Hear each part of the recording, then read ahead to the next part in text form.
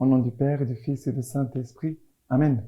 Grande joie d'être là avec toi pour ce temps de lecture divine. En ce jeudi, chaque jeudi, nous sommes invités, nous tous, à prier pour l'Église, pour l'unité de l'Église, pour nos responsables, pour les papes, pour nos évêques, les prêtres, nos pasteurs, les vocations, les séminaristes. Prions pour tout cela. Et aussi, rendre grâce à Dieu pour le grand cadeau que Dieu nous a fait, que c'est l'Eucharistie. Aimer l'Eucharistie, aller à l'Eucharistie, à la messe, chaque jour, c'est possible, tous les jours, la messe. Et aussi d'adorer, avoir chaque jeudi un temps d'intercession pour l'Église, d'adoration pour l'Église, aussi pour remercier pour ce don que c'est l'Église pour nous tous. Et aujourd'hui, nous avons comme première lecture Daniel 6 à partir du verset 12. Ces hommes s'en vinrent en nombre et trouvèrent Daniel qui suppliait et implorait Dieu. Alors ils s'introduisirent auprès du roi et lui rappelèrent l'interdit royal. N'as-tu pas signé l'interdit selon lequel tout homme qui dans les 30 jours adresserait une prière à quiconque, Dieu ou homme, autre que toi, ô roi, serait jeté dans la fosse aux lions?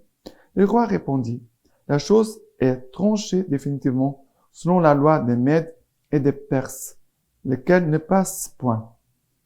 Sur quoi ils dirent au roi, Daniel, cet homme d'entre les gens de la déportation de Juda, n'a cure de toi, ô roi, ni de l'interdit que tu as signé 3 fois par jour, et s'acquitte de sa prière. En entendant ces mots, le roi éprouva une grande douleur et résolut de sauver Daniel.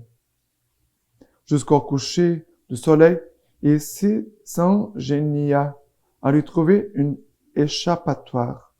Mais ces hommes s'empressèrent auprès du roi en disant, sache, ô roi, que selon la loi des Mèdes et des Perses, aucun interdit ou édit porté par le roi ne peut être révoqué. Alors le roi donna ordre de faire venir Daniel et de le jeter dans la fosse aux lions.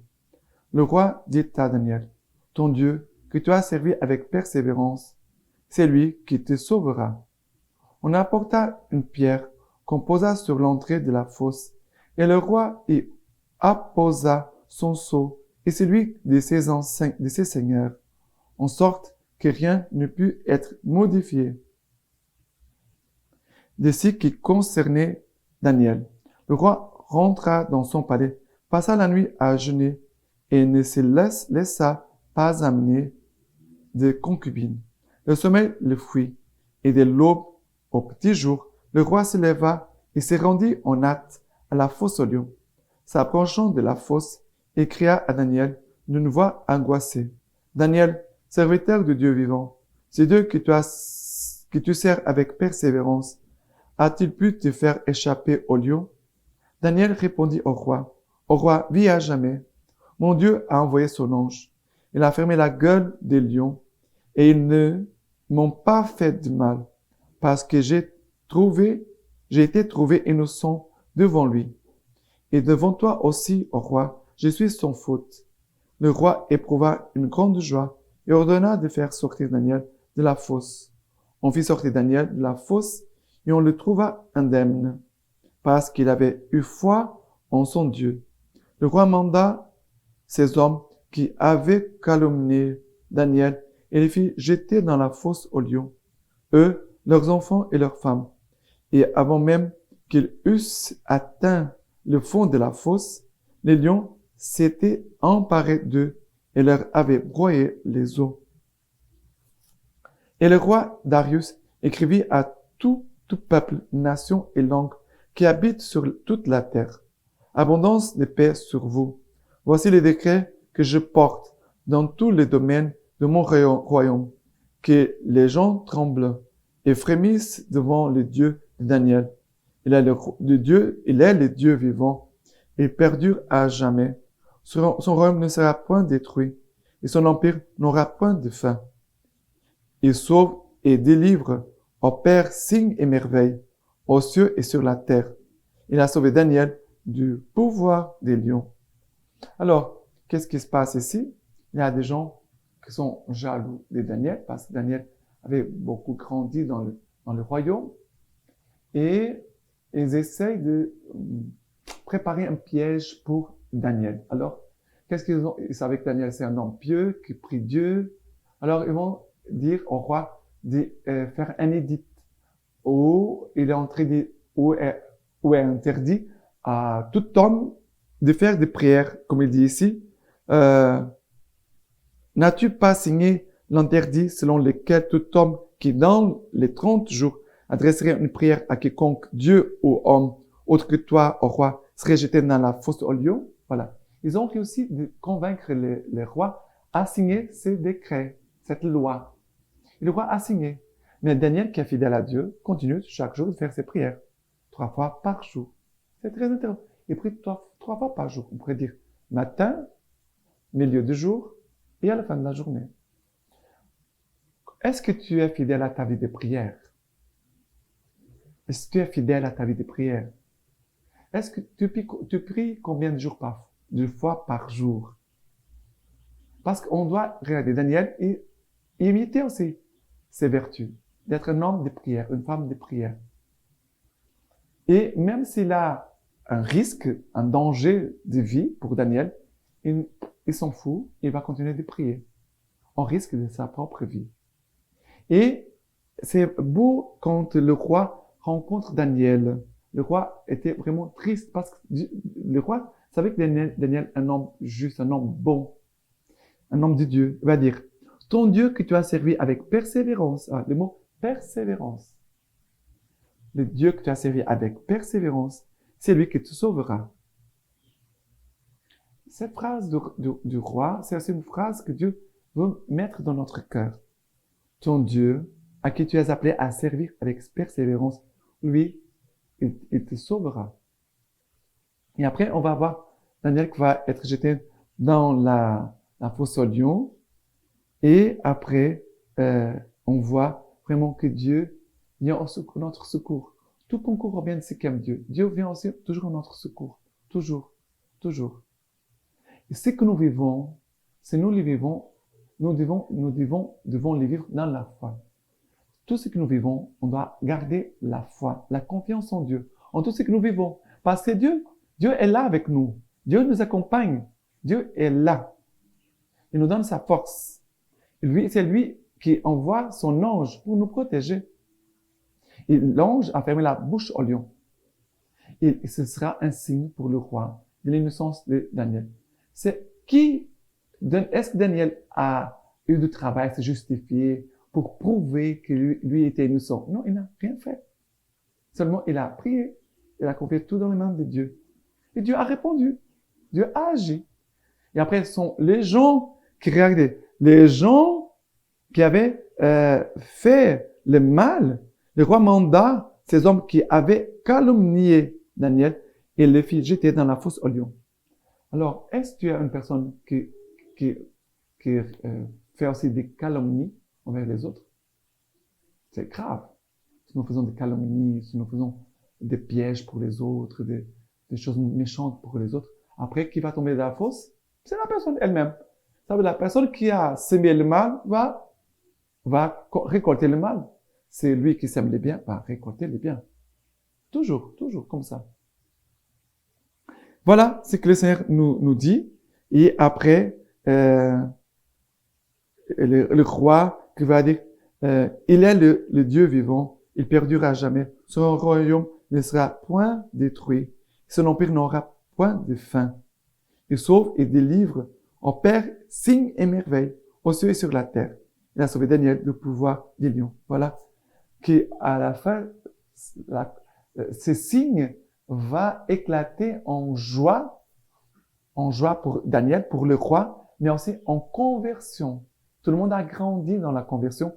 Et maintenant, à cause d'un geste de foi, de fermeté, de fidélité à Dieu de la part de Daniel, tout le royaume va se convertir. Tout le monde va être évangélisé à cause de Daniel. C'est très beau. D'accord? Maintenant, le psaume d'aujourd'hui, c'est Daniel 3, verset 68. Ô vous, rosés et giboulées, bénissez le Seigneur, chantez-le, exaltez-le éternellement. Ô vous, gel et froidure, bénissez le Seigneur, chantez-le, exaltez-le éternellement. Ô vous, glace et neige, bénissez le Seigneur, chantez-le, exaltez-le éternellement. Ô vous, nuits et jours, bénissez le Seigneur, chantez-le, exaltez-le éternellement. Ô vous, lumière et ténèbres, bénissez le Seigneur, chantez-le, exaltez-le éternellement. Ô vous, éclairs et nuées, bénissez le Seigneur, chantez-le, exaltez-le éternellement. Que la terre bénisse le Seigneur, qu'elle chante et l'exalte éternellement. Ça veut dire que toute la terre, que tout ce que nous sommes, toute la création, mais aussi tout ce que tu es, puisse chanter et exalter le Seigneur. Alors, que mon corps puisse chanter, exalter le Seigneur éternellement. Que mes pensées puissent chanter, exalter le Seigneur éternellement. Que mes sentiments puissent chanter, exalter le Seigneur éternellement. Que mes œuvres puissent chanter, exalter le Seigneur éternellement. Que ma volonté puisse chanter, exalter le Seigneur éternellement. Que ma sexualité puisse chanter, exalter le Seigneur éternellement. Que tout ce que je suis, dans mon intelligence, volonté, ma mémoire, corps, âme, tout, identité, affectivité, sexualité, que tout en moi, toute cette terre, que c'est moi, ma personne, puisse chanter, exalter le Seigneur éternellement. S'il y a quelque chose que ça ne va pas, c'est le moment de mettre le bon ordre dans notre vie. Voilà. Que nous puissions vraiment acquérir ces paroles. Et s'il y a quelque chose dont tu as besoin, cherche qui peut t'aider. D'accord? Ce n'est pas une honte de parler des choses de notre identité, de notre affectivité, de notre sexualité. Ce n'est pas une honte. Nous avons besoin de parler de ça. C'est pour ça qu'il existe l'accompagnement spirituel, pour que nous puissions poser des questions, voilà, pour qu'on puisse être aidés les uns les autres. D'accord? Le Seigneur vraiment veut nous aider pour que nous soyons une louange pour la gloire de son nom. Et maintenant, l'évangile d'aujourd'hui, c'est Luc 21 à partir du verset 20. Mais lorsque vous verrez Jérusalem investie par des armées, alors comprenez que sa dévastation est toute proche. Alors que ceux qui seront en Judée s'enfuient dans les montagnes, que ceux qui seront à l'intérieur de la ville s'en éloignent, et que ceux qui seront dans les campagnes n'y entrent pas, car ce seront des jours de vengeance, où devra s'accomplir tout ce qui a été écrit. Malheur à celles qui seront enceintes et à celles qui allaiteront en ce jour-là, car il y aura de grandes détresses sur la terre et colère contre ce peuple. Ils tomberont sous le tranchant du glaive et ils seront emmenés captifs dans toutes les nations. Et Jérusalem sera foulée aux pieds par des païens jusqu'à ce que soit accompli les temps des païens. Il y aura des signes dans le soleil, la lune et les étoiles sur la terre. Les nations seront dans l'angoisse, inquiètes du fracas de la mer et des flots. Des hommes défailleront des frayeurs dans l'attente de ce qui menace le monde habité. Car les puissances des cieux seront ébranlées. Et alors on verra le Fils de l'homme venant dans une nuée avec puissance et grande gloire. Quand cela commencera d'arriver, redressez-vous et relevez la tête, parce que votre délivrance est proche. Alors, et si Jésus nous parle, voilà, encore des catastrophes cosmiques, de la manifestation glorieuse du Fils de l'homme, il parle de la catastrophe et les temps des païens, voilà, il parle aussi de l'investissement. Toutes ces paroles ici d'aujourd'hui. Mais pourquoi tout ça? Regardez, le Seigneur viendra, nous les verrons, le Seigneur, et alors on verra le Fils de l'homme venant dans une nuée avec puissance et grande gloire. Nous les verrons. Nous sommes appelés à voir Dieu, à contempler Dieu, à adorer Dieu. Regardez, aujourd'hui, c'est jeudi. Je disais au début, c'est une journée où nous devons avoir toujours un temps d'adoration. Ah, il n'y a pas d'adoration dans ma paroisse. Ce n'est pas grave. Tu te mets à genoux devant le tabernacle et tu adores le Seigneur qui est dans le tabernacle. Pas de problème. Mais tu peux toujours demander à ton prêtre qu'il puisse exposer Jésus sur l'autel pour que toi et d'autres personnes puissent vraiment adorer Jésus, consoler Jésus. D'accord? Et après, il dit, redressez-vous et relevez la tête parce que votre délivrance est proche. Voilà, Noël, cette parole concerne la fin du monde, mais aussi concerne Noël. Jésus qui va venir vraiment pour redresser notre tête. Ceux qui sont découragés, qui sont tristes, accablés, qu'ils puissent vraiment redresser leur tête, de se tourner vers Dieu. Et en même temps, de voir, parce que notre délivrance est tout proche, d'avoir cette certitude. Le Seigneur vient en notre secours. Le Seigneur vient à notre secours. Mais voilà, des choses qui se passent, qui vont se passer, qui se sont déjà passées. Mais tout cela, c'est pour nous montrer que ce monde passe. La figure de ce monde passe. L'Écriture nous dit cela. Ce monde passe. Ce qui demeure, c'est le Christ. Le Christ vivant, Jésus ressuscité. C'est à lui que je suis appelé à les posséder et à me donner à lui. C'est cela. Voilà, c'est simple. Je suis appelé à me donner à lui et de le posséder. Comme dit le Cantique des Cantiques, je suis à mon bien-aimé et mon bien-aimé est à moi.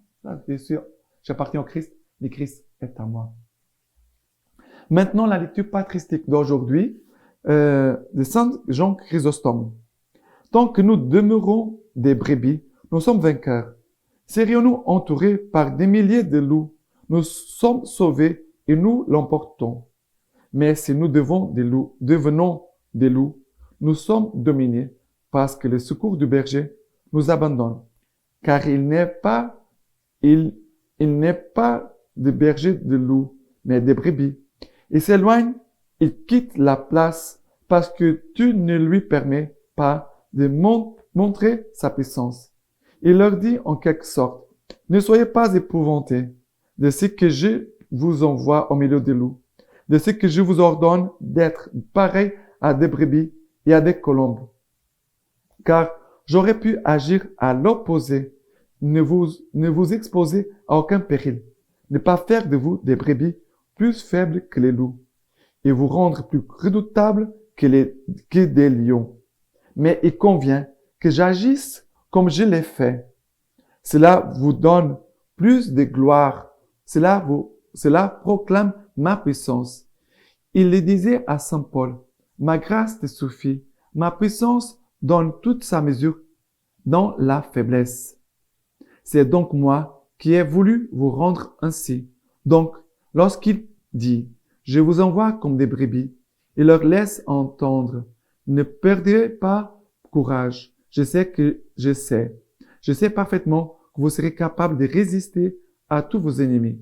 Puis, afin qu'ils agissent par eux-mêmes, que tout ne semble pas leur être donné gratuitement, et qu'on n'estime pas qu'ils sont couronnés sans avoir rien fait, il ajoute, soyez donc prudents comme les serpents et candides comme les colombes. Mais diront-ils que pourra faire notre prudence au milieu de pareils dangers? Comment pourrons-nous avoir de la prudence quand nous serons secoués par toutes ces tempêtes? Si prudente que soit une brebis, que pourra-t-elle faire au milieu des loups? Et des loups aussi nombreux. Si candide que soit la colombe, à quoi cette candeur servira-t-elle lorsqu'elle sera assaillie par tant de faucons? À rien chez ces animaux, mais dans votre cas, la prudence et la candeur ont beaucoup de prix. Voyez cependant, quelle prudence est exigée ici? Celle du serpent, dit le Seigneur. Celui-ci abandonne tout, même s'il faut que son corps soit tranché. Il n'y tient pas tellement pour vous qu'il conserve sa tête. Et même toi, excepté la foi, abandonne tout, ton argent, ton corps et même ta vie, s'il faut l'abandonner. Car la foi est la tête et la racine. Si tu gardes et si tu la gardes et que tu perdes tout, tu regagneras tout sous une forme plus parfaite. Ainsi le Seigneur ne prescrit-il pas seulement la simplicité et la naïveté, ni seulement la prudence. Il a uni les deux pour qu'elles deviennent de la vertu. Il faut adopter la prudence du serpent pour éviter les blessures mortelles et la candeur de la colombe pour ne pas rendre l'appareil à ceux qui nous traitent injustement, ni nous venger de ceux qui complotent contre nous. Autrement, la prudence ne servirait à rien. On ne doit pas s'imaginer que ces commandements soient irréalisables. Le Seigneur connaît mieux que personne la nature des choses. Il sait que ce n'est pas par la violence qu'on vient à bout de la violence, mais par la douceur.